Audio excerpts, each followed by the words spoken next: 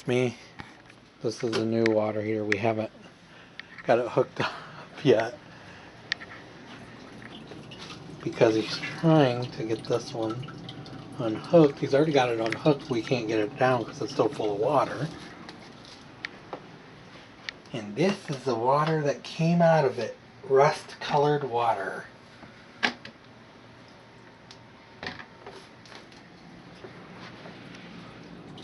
Because my idea was to put this rope around it, but when we did that, it's like still got water in it.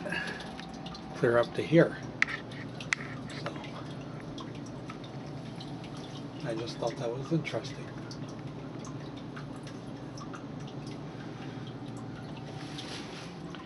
And when he did get it to drain, water was going all over. The floor's a little wet.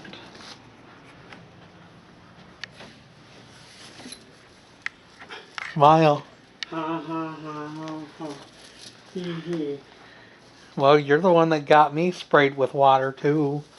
That rust-infested water. But I'm going to stop it right here. Please like, please subscribe, and I'll talk to you guys soon. Have a good day.